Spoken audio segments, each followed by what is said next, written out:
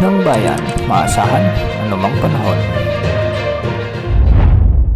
Magandang araw po sa ating lahat. Narito na ang pinakauling update sa magiging lagay ng ating panahon at sa binabantayan nating si Bagyong si Krising. Huling namataan si Bagyong Krising sa layong 625 kilometers silangan ng Virac, Catanduanes. Sa ngayon ay taglay pa rin nito ang lakas ng hangin na umaabot sa 45 kilometers per hour malapit sa gitna at pagbugsong umaabot sa 55 kilometers per hour.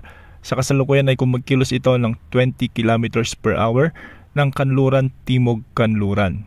Ayon sa Pag-asa, sa mga susunod na oras ay posibleng lumakas na ito bilang tropical storm category. Dahil nga sa epekto ni Tropical Depression Krising, ay asahan na ang maulap na kalangitan na may mga kalat-kalat na pagulan at pagkidlat-pagkulog sa malaking bahagi ng Bicol Region, ang buong Eastern Visayas kasama na ang Isabela, Aurora, Quezon Province, Dinagat Islands at ang Surigao del Norte. Ang mga kababayan natin dito ay pinag-iingat natin sa banta ng mga biglaang pagbaha o pagguho ng lupa, lalo na kung may mga umiiral na katamtaman at malalakas na pag-ulan. Samantala, dahil naman sa hinahatak nitong habagat ay magkakaroon na ng mga occasional rains o mga kalat-kalat ding pag-ulan sa Western Visayas, Negros Island Region, sa Zamboanga Peninsula, Palawan at Occidental Mindoro. Dahil dito hindi rin inaalis ang banta ng mga biglang pagbaha o pagguho ng lupa kung may mga katamtaman at malalakas ding pag-ulan.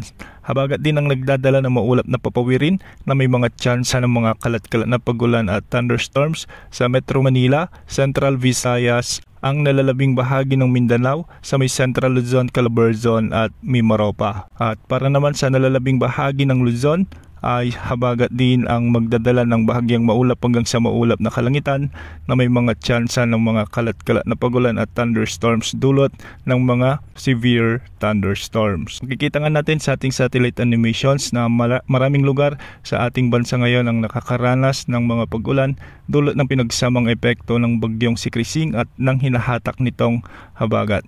Ayon sa Pag-asa ay posibleng itaas na ang Tropical Cyclone Wind Signal number 1 sa bahagi ng Cagayan Valley ngayong gabi o bukas ng umaga.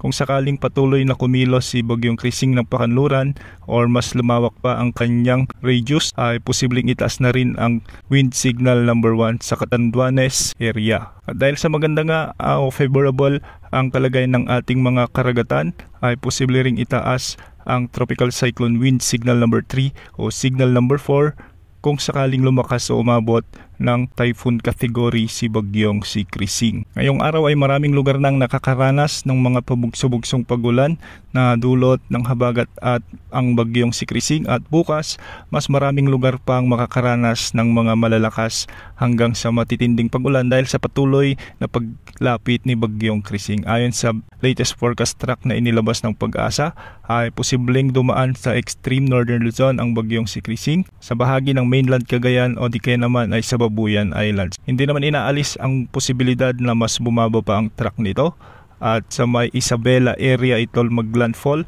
dadaan sa may Kalinga o Apayao at lalabas ng Ilocos Norte o Ilocos Sur. Antabayan na ng mga susunod na updates ukol sa Bagyong si Krising. Ito pang weather update ng bayan, maasahan anumang panahon.